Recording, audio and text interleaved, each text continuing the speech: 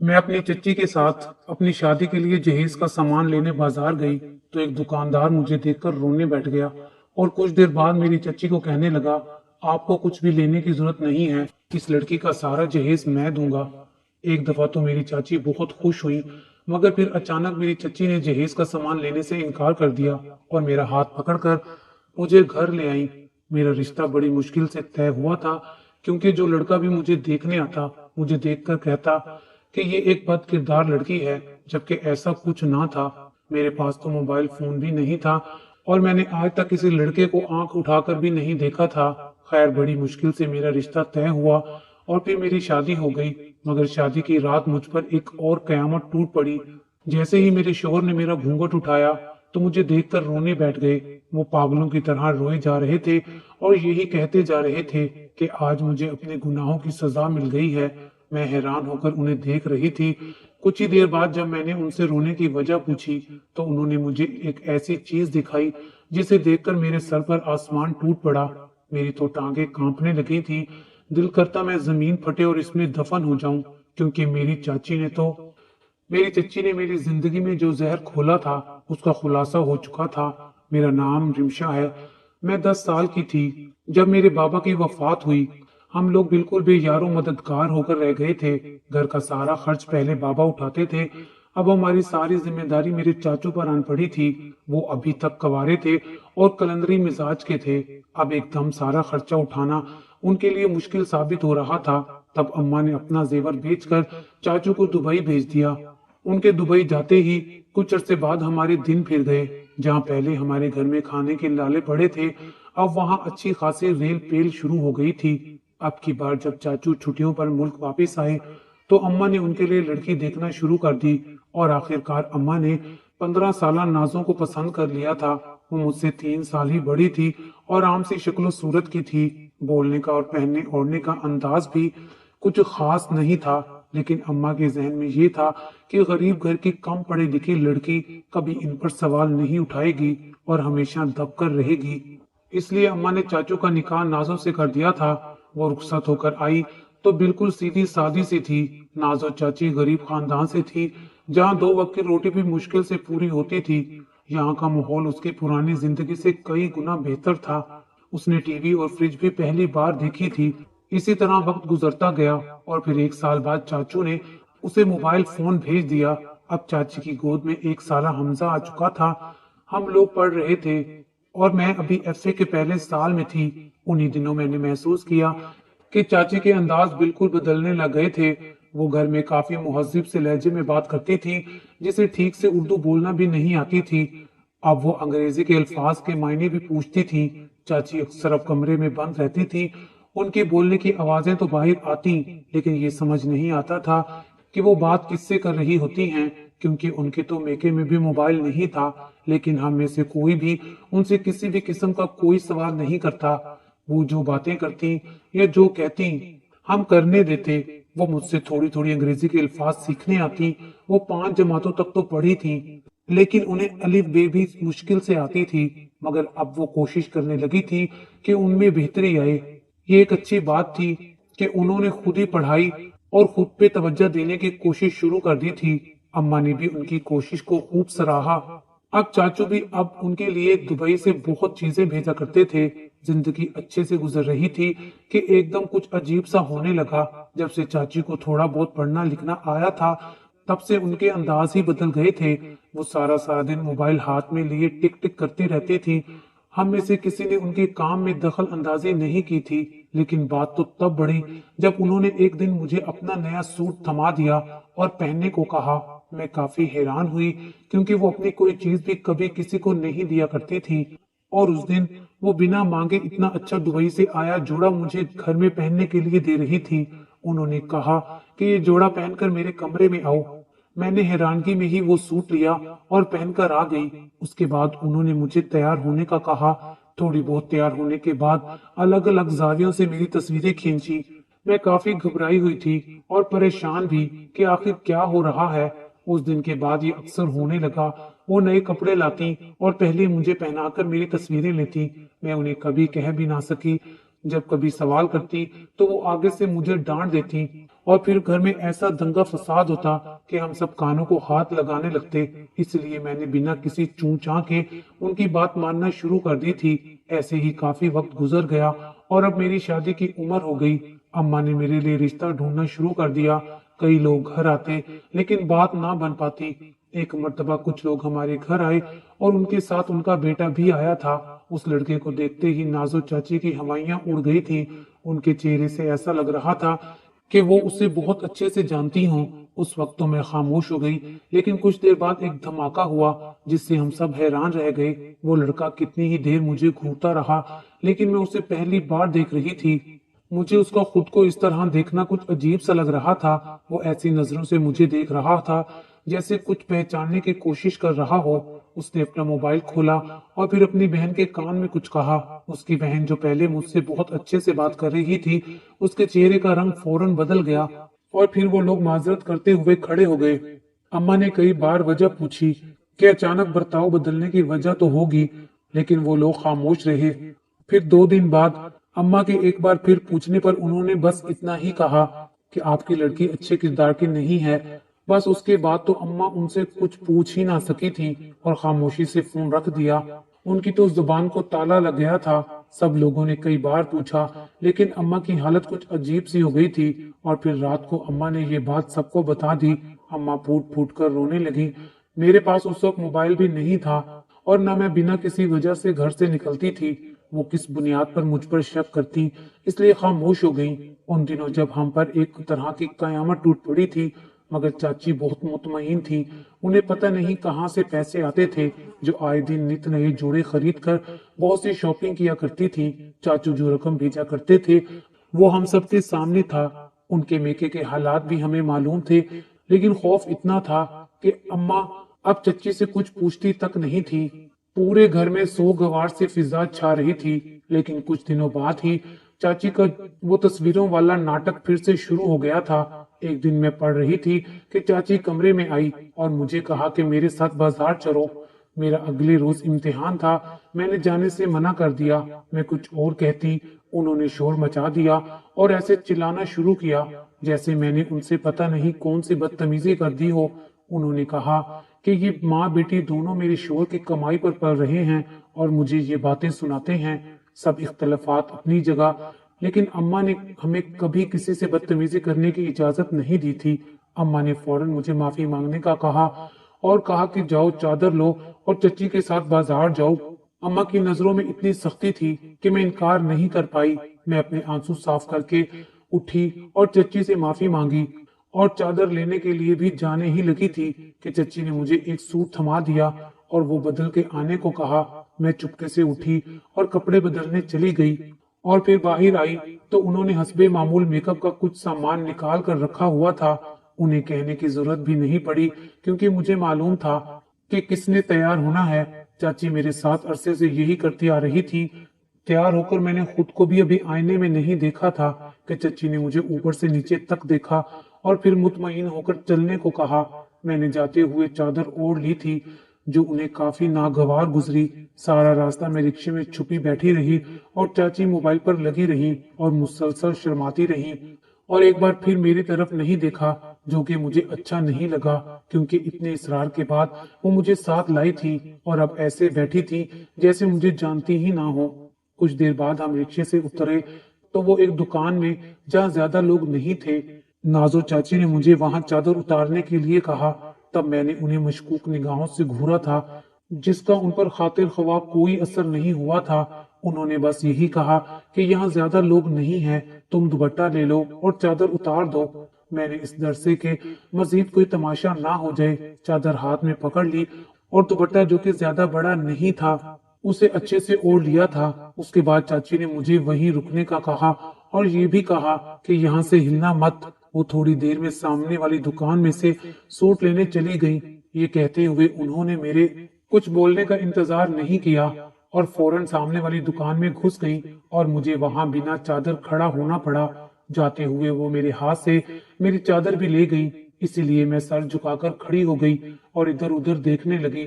تقریباً آدھے گھنٹے بعد چاچی اندر سے واپس آئی تھی، لیکن جس بات نے مجھے عجیب کر دیا تھا वो ये थी कि वो आधे घंटे बाद भी खाली हाथ ही लौटी थी, लेकिन उनके चेहरे पर ऐसी खुशी थी कि जैसे उन्हें कोई खजाना मिल गया हो। जाते वक्त भी वो अपना फोन इस्तेमाल कर रही थी।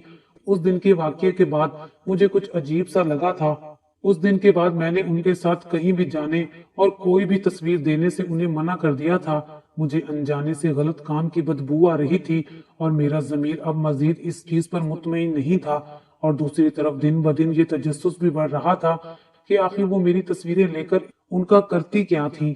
इस वाकये को 1.5 साल गुजर गया और अब चाची नाजो मुझसे उखड़ी उखड़ी रहा करती थी। कुछ महीनों पहले चाचू भी वापस आ गए थे। उन्होंने जब देखा कि चाची बच्चों की तरबियत पर ठीक से ध्यान नहीं दे रही तो उन्होंने डंडा पकड़ के चाची की खूब ठुकाई लगाई। अम्मा ने बच बचाव करवाने की बहुत कोशिश की और अम्मा की वजह से काफी बहस हो गई थी। और फिर नाजो चाची ने घर की तरफ भी थोड़ी तवज्जो देना शुरू कर दी। उनकी 11 साला बेटी राबिया और 12 साला हमजा काफी बिगड़ गए थे। चाचू ने नाजो चाची का महंगा मोबाइल भी बंद करके रख दिया था। बकौल उनके उन्होंने कभी इतना महंगा तोहफा भेजा ही नहीं, तो ये इतने कीमती मोबाइल और सामान आए कहां से। लेकिन चाची इस बात पर डटी रही कि वो पैसे जमा करती थी। और फिर अम्मा ने लड़ाई खत्म करवाने के लिए गवाही दी कि हाँ, नाजो को पैसे बचाने की आदत थी। तब जाके कहीं लड़ाई खत्म हुई। हालांकि अम्मा भी जानती थी कि हकीकत इसके बिल्कुल बरअक्स है। चाचू का हाथ कितना खुला था ये अम्मा से बेहतर कौन जान सकता था। इसी तरह सब कुछ मामूल की डगर पर चलने लगा था। उन्हीं दिनों मेरे लिए एक रिश्ता आया। लड़का बैंक में काम करता था। चाचू ने अपनी तरफ से सारी तहकीक वगैरह कर ली थी। वो अच्छे खानदान और अच्छी आदत का मालिक था। अम्मा ने उन्हें मेरी तस्वीर भेजी थी और वहां से भी लड़के की तस्वीर ही आई थी। बस अम्मा और चाचू जाकर उसे और उसके घर वालों को देख आए थे। इसी तरह वहां से भी लड़के की माँ और बहन आकर मुझे देख गए थे। लड़के का नाम जमान था। मैंने जमान की तस्वीरें देखी तो मुझे लगा जैसे मुझे मेरी जिंदगी की मोहब्बत मिल गई हो। वो बिल्कुल वैसा ही था जैसा किसी भी लड़की की ख्वाहिश हुआ करती है कि उसका हम सफर उस जैसा हो। मैं बहुत खुश थी और खुश तो अम्मा भी थी। इतने इंतजार के बाद उन्हें मेरे लिए वैसा दूल्हा मिल गया था जैसा वो चाहती थी। लेकिन एक बात हम सबने ही देखी थी कि जब से जमान की तस्वीर घर में आई थी चाची नाजो बहुत परेशान थी और बहुत ही अजीब बर्ताव कर रही थी। मैंने अम्मा से भी ये बात की थी तो अम्मा ने ये कहकर मुझे समझा दिया कि वो शायद इतना अच्छा खानदान और लड़का देखकर जर रही थी। तुम सूरत कौसर पढ़कर खुद पर फूंकती रहो, देखना उसकी नजर नहीं लगेगी। और मैंने भी वैसे ही करना शुरू कर दिया। और फिर दोनों तरफ शादी की तैयारियां शुरू हो गई। और एक दिन अम्मा की तबीयत खराब होने की वजह से मैं चाची के साथ बाजार चली गई। जहेज का कुछ सामान लेना था। हम बर्तनों वाली दुकान में बैठकर बर्तन देख रहे थे कि एक लड़के ने मेरी चाची से कोई बात पूछी। उसके बाद वो लड़का मुझे देखकर रोना शुरू हो गया। मैं हैरान थी कि उसे क्या हो गया है। तभी उसने मेरी चाची को कहा कि इस लड़की का सारा जहेज मैं दूंगा। ये सुनकर तो चाची को पसीने आने लगे जैसे उनका कोई राज खुलने वाला हो। चाची जल्दी से मुझे घर लेकर आ गई। मैंने भी इस बात पर ज्यादा तवज्जो ना दी और अपने होने वाले शोहर के बारे में सोचने लगी। जमान ने मुझसे बात करने ये मुझे देखने की भी कोशिश नहीं की थी और उनकी यही बात मेरे दिल को लगी थी कि शादी से पहले उन्होंने बिल्कुल भी किसी किस्म के राहो रस्म नहीं बढ़ाए थे। वरना आजकल के लड़के तो लड़की के खाने पीने की पसंद तक पहले ही पूछ लिया करते हैं। जमान की इसी शराफत पर मेरा दिल पिघल गया था। और जैसे जैसे शादी के दिन करीब आ रहे थे चाची के अंदाज से बौखलाहट झलकने लगी थी जो रोज बरोज बढ़ रही थी। और फिर आखिरकार शादी का दिन आन पहुंचा था। मैं दुल्हन बनकर जमान के संग रुखसत हो गई थी। मेरा घूंघट कमरे में आकर मेरी नन ने उतारा तो मुझे अनजाने से खुशी हुई। ये तो बिल्कुल मेरे ख्वाबों के महल जैसा था। मैंने जमान के कमरे में आने से पहले शुक्राने के नफल अदा किए थे और फिर घूंघट ओढ़कर बिस्तर पर बैठ गई। मेरा दिल जोर जोर से धड़क रहा था। मैं अपने ही ख्यालों में गुम थी। जब जमान कमरे में दाखिल हुए उन्होंने आते ही सलाम किया और फिर मेरे करीब बैठ गए और मुझसे कुछ इधर उधर की बातें करके तसल्ली दी। मेरा घूंघट उठाया तो मेरा चेहरा बिल्कुल लाल अनार की तरह हो रहा था। शर्म से ऊपर भी नहीं देखा जा सकता था। लेकिन मैंने यकदम महसूस किया कि जमान ने घूंघट उठाने के बाद मजीद कोई बात नहीं की थी। मैंने सर उठाकर देखा तो वो बड़ी अजीब सी कैफियत में मुझे देख रहे थे। उनकी आंखों से आंसू जारी थे। मैं ये सब देखकर हैरान रह गई और फिर उनसे पूछा कि जमान क्या हुआ है, आप ठीक तो है ना। लेकिन जमान ने कुछ भी कहने की बजाय मुझे जोर से थप्पड़ मारा। मैं खुद परेशान थी कि अभी तो जमान अच्छे से बात कर रहे थे, मुझे तसल्ली दे रहे थे, एकदम क्या हो गया है, वो इस तरह क्यों पेश आने लगे थे। मैंने हिम्मत करके एक बार फिर जमान से पूछा कि आखिर हुआ क्या है, वो इस तरह से बात क्यों कर रहे हैं, आखिर मेरा गुनाह क्या है। लेकिन वो मुझे कोई भी जवाब देने की बजाय खुद से बातें कर रहे थे कि उन्हें आखिर उनके गुनाह की सजा मिल ही गई। रब ने मुझे माफ नहीं किया, मेरा गुनाह मेरा पीछा करते करते यहाँ तक आ गए हैं। मैं जमान की बातें सुनकर मजीद परेशान हो रही थी। एकदम उन्होंने मुझे बालों से पकड़ा और फिर कहा कि दिल चाहता है तुम जैसी को अभी तलाक देकर फारिग कर दूं, लेकिन तुम मेरे गुनाहों की सजा के तौर पर मेरे साथ रहोगी और यही सड़ोगी। तुम्हें अब मैं तुम्हारे किए का अंजाम दूंगा। ये कहकर वो बाहर निकल गए और मैं सारी रात बिस्तर पर बैठी रोती रही और वहीं मेरी आंख लग गई। मैं सारी रात अपनी किस्मत को रोती रही कि आखिर मुझसे ऐसा कौन सा गुनाह हुआ था जिसकी सजा जमान मुझे दे रहे थे। अगले दिन सुबह फजर के वक्त मेरी आंख खुली तो मुझे एक बार फिर अपने साथ होने वाला वाकया याद आया। मैं नमाज में बहुत रोई। जमान न जाने रात के किस पहर आए थे। ऐसे ही कुछ दिन बीत गए। वो मुझसे जानवरों की तरह सलूक किया करते थे, लेकिन सिर्फ कमरे में। कमरे के बाहर वो बिल्कुल ठीक रहते। मैंने एक दिन हिम्मत करके उनसे पूछ लिया आखिर क्या वजह है जो वो मुझसे ऐसा सलूक कर रहे हैं।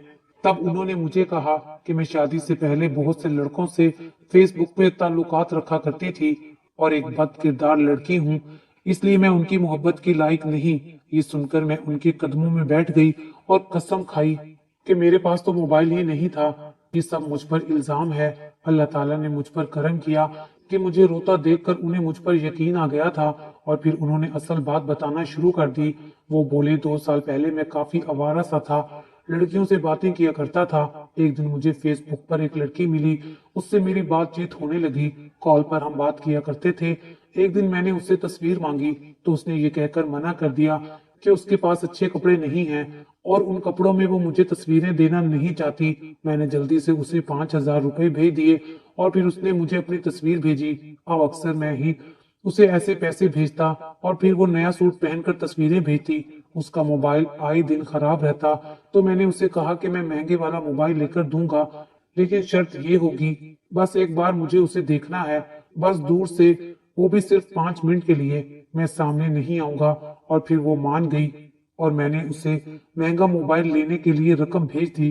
कुछ अरसे बाद मैंने शादी की बात की तो उसने ये कहकर मना कर दिया कि हम लोग अपने खानदान से बाहर शादी नहीं किया करते। और फिर मैंने सोचा कि उसे किसी न किसी तरह राजी कर ही लूंगा, मगर उसका मोबाइल नंबर भी बंद हो गया। मैंने काफी इंतजार किया और एक दिन उसने फेसबुक आईडी खोली तो वहां पर बहुत से लड़कों के कमेंट्स थे कि तुम हमें छोड़कर कहाँ चली गई हो। वहां सबकी हरकत कमोबेश मेरी ही जैसी थी। उस दिन मुझे मालूम हुआ कि वो बस लड़कों के साथ वक्त गुजार रही थी। मैंने ये अपने लिए एक ठोकर समझी और फिर सीधी राह पर आ गया। और जब मेरी अम्मी ने तुम्हें पसंद किया तो मैंने तुम्हारी तस्वीर तक नहीं देखी कि जो मेरे नसीब में है वो मुझ तक आ ही जाएगी। उस रात जब घूंघट उठाया तो मुझे लगा जैसे मेरे गुनाह वापस आ गए हैं। एक धोखेबाज लड़की मेरे निकाह में आ गई है। जमान की बातें सुनकर मेरा दिमाग साए साए करने लगा और फिर मुझे नाजो चाची की सब हरकत याद आने लगी। फिर मैंने कहना शुरू किया और उन्हें सारी हकीकत बताई कि मेरी चाची मेरी तस्वीरें लेती थी और कैसे उस दिन मुझे अपने साथ इतना तमाशा करने के लिए बाहर ले गई थी।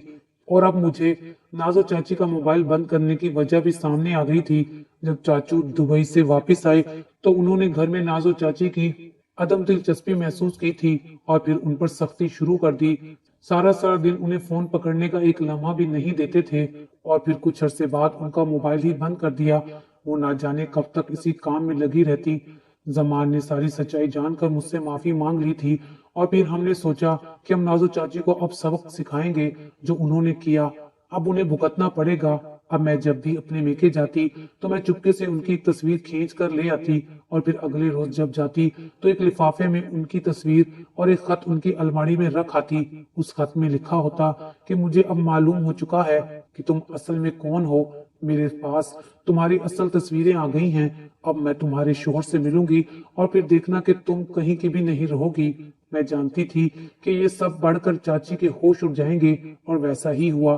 फिर मैंने एक दिन खत में लिखा कि अगर तुम चाहती हो कि तुम्हारे शोहर को तुम्हारी सच्चाई का इल्म ना हो तो मुझसे मिलने के लिए अपने घर के करीब वाले पार्क में शाम 5 बजे आना।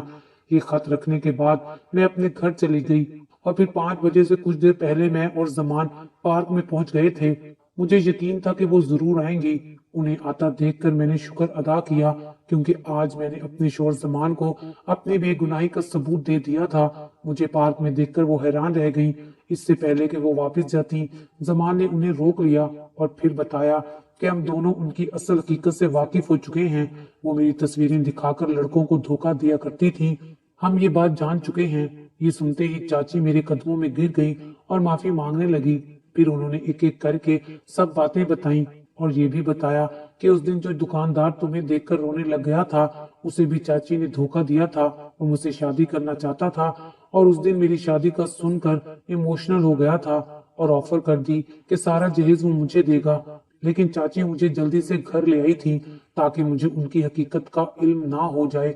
चाची मुझसे और जमान दोनों से माफी मांग रही थी। मैं तो उनसे बस हकीकत कबूल करवाना चाहती थी। फिर जमान के कहने पर मैंने उन्हें माफ कर दिया। आज मैं और जमान एक साथ एक नई और खुशहाल जिंदगी गुजार रहे हैं। अगर आपको हमारी ये वीडियो अच्छी लगी हो तो इसे लाइक करें, शेयर करें और मजीद अच्छी अच्छी वीडियोस देखने के लिए हमारा चैनल सब्सक्राइब करें।